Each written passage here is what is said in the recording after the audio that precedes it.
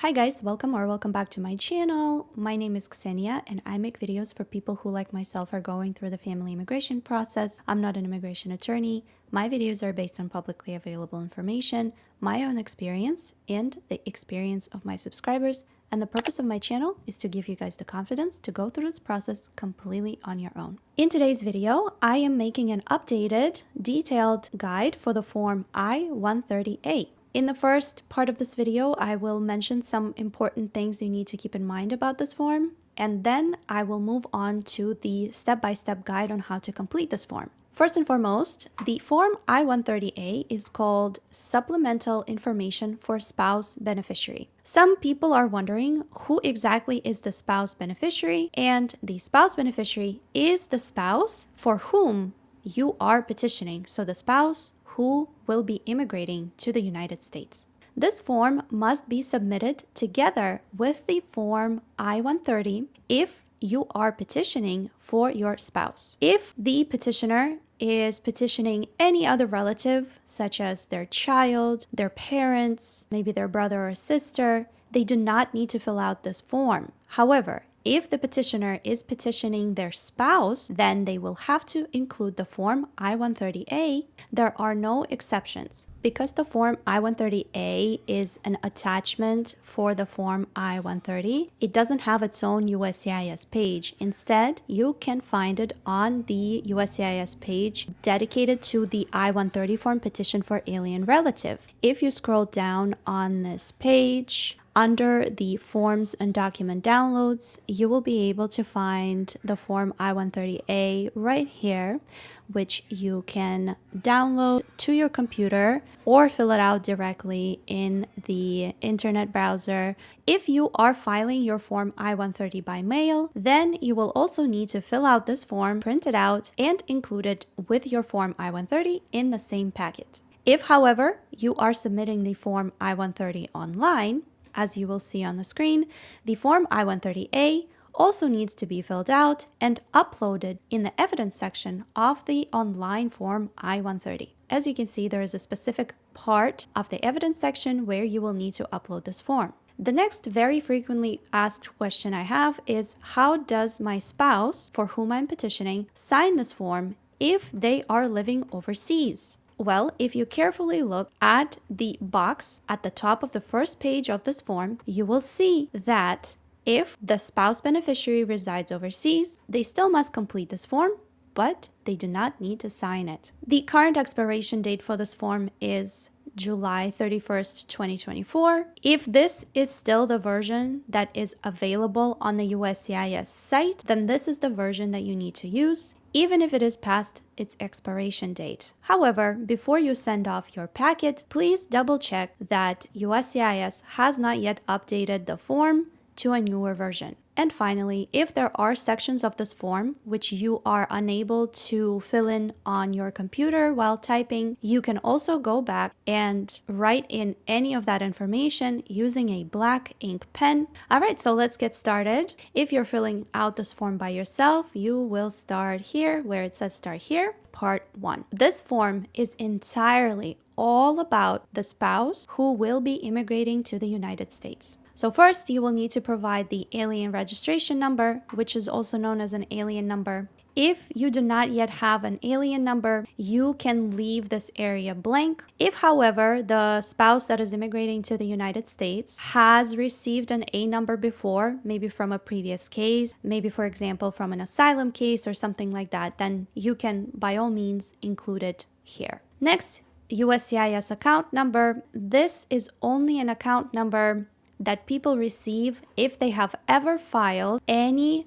applications with USCIS online. So again, you can also leave it blank. Next, please provide the full name of the spouse beneficiary. And I do get a question a lot whether or not the spouse beneficiary can type in their married name instead of their maiden name. We're able to change your name on the marriage certificate. Then USCIS allows you to use your married name in your USCIS forms. There have been cases where people have been able to use their married name even if they didn't change it on their marriage certificate yet, because there are some states that do not allow beneficiaries to change their name name just on the marriage certificate. And keep in mind that you also want to keep this name consistent with other applications. So whatever name your petitioner wrote in the form I-130, this is the same name you will write here. The next part of the form asks us to provide physical addresses for the last 5 years, whether inside or outside the United States, and it asks to provide the current address first. Let's say, for example, that our beneficiary is actually in the United States right now and will be adjusting status in the United States. So they're currently living in the United States. Then we will type in their current address here. However, if the spouse beneficiary resides overseas right now or abroad, then you will obviously type in whatever their current address is. At 5A and B, you will provide the dates from which the beneficiary has lived at this address. And because we need to provide information from the past 5 years, then we will continue our address history in the physical address to line. So let's say, for example, that before Jane came to the United States and started living here, she lived overseas at a different address. So, for example, we filled in the physical address to, which was the most recent address before the beneficiary lived at this address. What if we need to provide another address since we haven't yet covered 5 years of address history? In that case, we can scroll all the way down to the last page, which is called the additional information page. And here you can type in the additional addresses from the address history. In this part, you will simply need to reference what part of the application you are referring to. So the address history was asked of us on page 1 in part number 1, and you can leave the item number blank, and simply we can write here physical address 3 and provide the address in which Jane has lived before this address. And thus we have covered the address history from 5 years or even longer. If, however, you need to provide additional physical addresses, you can move on and continue inputting them under items number 4A through 4D. So once we complete the address history section, we can move on to this subsection, which asks for the last physical address outside the United States for more than 1 year, even if it was already listed above. If the most recent address outside of the United States was already listed here under physical address 2 or on the last page in the address history, you will still need to repeat it here. And you will need to provide again the dates of this address on the second page under items 9A to 9B. All right, moving on to the next part. Here we are asked to provide information about the beneficiary's parents. So in 10A through 16, please provide the information about the beneficiary's mother. And this form asks to provide the beneficiary's mother's maiden name. So here you can fill that in. If when filling out this information, for example, you are unable to remember the date of birth of your parents, USCIS asks that you make your best efforts in obtaining that information to make sure that all the information you're typing in the USCIS forms is true. If you really have no way of remembering their date of birth, then after printing this form, you can simply write in unknown in this box. And same applies to parent 2. Here provide the information about the beneficiary's father. And let's say, for example, that the beneficiary's father is no longer living. So in this particular case, in questions that asks about their residence, you can simply write the word deceased. Moving on to part 2. In this part of the form, you need to provide the employment history of the beneficiary for, again, the last 5 years, whether inside or outside the United States. Let's say, for example, that Jane Doe currently is unemployed because, let's say, for example, she arrived on a tourist visa 3 years ago and ended up staying in the United States and marrying a US citizen, but haven't been able to work since. So we can simply write unemployed. If, for example, if the beneficiary is a student but they don't currently work, then you can also write unemployed dash student. If, however, the beneficiary is here, for example, on a student visa, even if it is just working on campus or some kind of internship, CPT, for example, or OPT, something like that, in that case, you still will need to provide the information about that employment here. Obviously, if you're working on a college campus, then your employer would be whatever the address of your college is. Same applies for beneficiaries who are retired.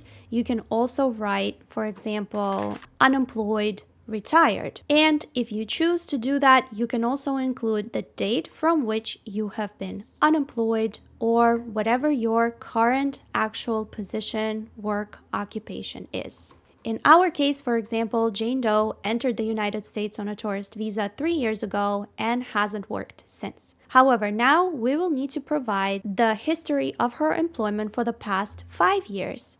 And we can say that before coming to the United States, she worked in her home country. And again, don't forget to include the occupation on the next page and the dates from which you have worked here. If you do not have enough room for your 5 years of employment history, you can go ahead and do the same on the last page, the additional information page here. It will be in reference to page 2, part 2 of this application, and here you can write employer 3, for example, and write whatever that third employer was. Moving on, this part 3 asks about employment outside the United States if not shown above. If you have already included the name of that employer, a foreign employer, here in the employment history, then you do not have to repeat it again. And some people choose to also write same as above, for example, or you can simply leave it blank. We can also type in not applicable. If you have never worked outside of the United States, it asks to provide this information in the additional information page. So in that case, we can say that in reference to page 3, part 3, you can write, for example, I have never worked outside the US. You may also provide additional information such as I was a student or I was a stay-at-home mom to explain why you have never worked outside the United States. Again, you do not have to provide this explanation if you have included an employer outside the United States or if you have already included them in your employment history. So this was pretty much it as far as the main portion of the application, but let's cover the rest of the sections. Part 4 asks the spouse beneficiary to read the statements that are made in this form, provide their contact information, and sign this form. If you were the spouse beneficiary and you filled out this form by yourself, select the box 1A, which says that you can read and understand English and you filled out this application by yourself. You may select both box 1 and box 2 if that applies to your situation. Say, for example, you can read and understand English, but you were not the one to fill out this form. You can select box 2 and also provide the name of the person who prepared this form for you. If your petitioner has prepared this form for you, you may type in their name here. And in that case, you will need to provide their information in part 6, which will be the contact information of the person preparing this form. I've seen some examples where people say that if the petitioner filled out this form, they don't have to write themselves as a preparer, but in any case, just to be safe, you can still provide their information as a preparer. You will not be penalized for that. Now, let's talk about the box 1B. If, for example, you are spouse beneficiary and you do not speak English and it was your petitioning spouse that filled out this form for you, then you will select the box 1B that this spouse interpreted the form for you and you gave them answers so they can fill out the form for you.